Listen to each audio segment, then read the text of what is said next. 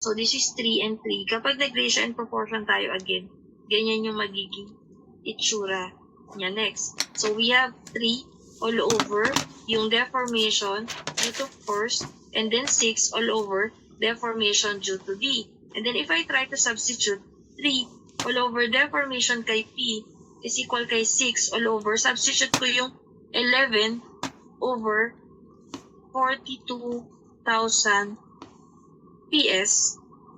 Ito po, sa steel, yung PS natin sa steel. And then, ang gagawin natin dito is, isolate natin sino that isolate natin? Si deformation ni P.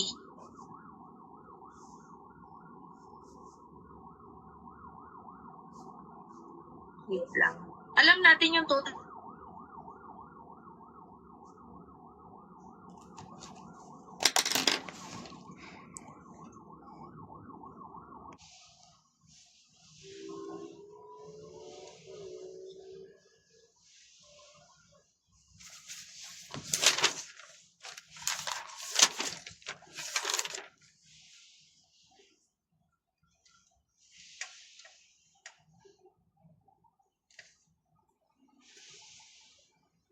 I am really sorry. Hindi ako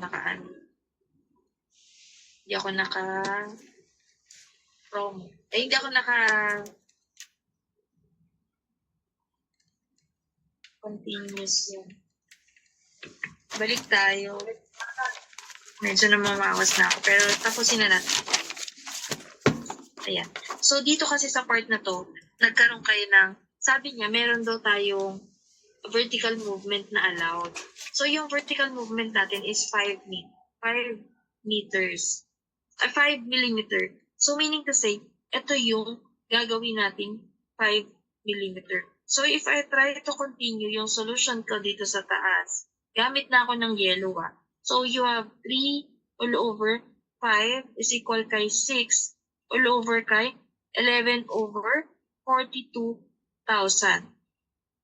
PS. But take note, ang hinahanap niya is not PS. We are looking for the required P. Eh kung matatandaan nyo kanina, meron tayong sinolve. So, PS is equal kay 0.5 P. So, PS natin is equal kay 0.5 P. So, let's try to substitute it here. So, eto na, we have 3 over 5. I-ano ko na siya. 3, wait lang iayos ko na to Hindi.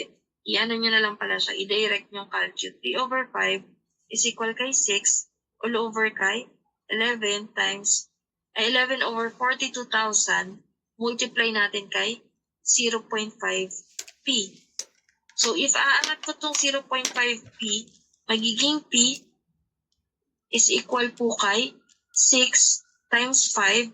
Ito, yakit ko dun And then, ito, ibababa ko dun. And then, 3, multiply natin kay 11 over 42,000, multiply natin kay 0.5. So, P will give us a value of,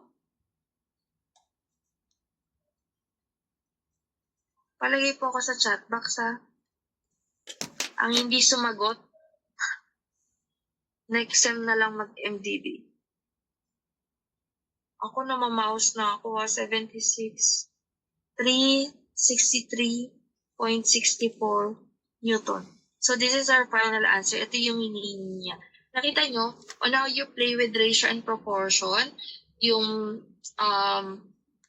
analysis, paano kayo ano yung tatawag nyo sa kanya, ano yung i-consider nyo. Kasi dito, kung hindi mo na-imagine, wait lang, balikan ko yung figure natin. Kung hindi mo na-imagine, dito magkakaroon ng changes ng deformation dahil kay aluminum na bakal na nandito.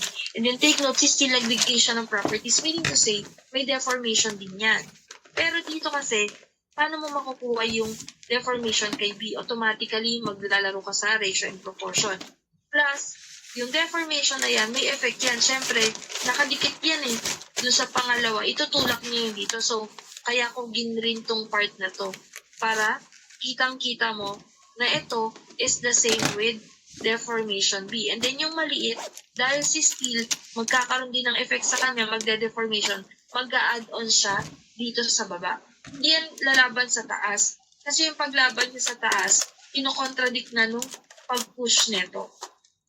So nakita nyo yung sample, again sa MDB, marami kasi talagang klase ng problem, similar kay hydraulics. Si hydraulics and si MDB parang magkapatid yan. Yun nga lang kay MDB is focus niya, hindi liquid.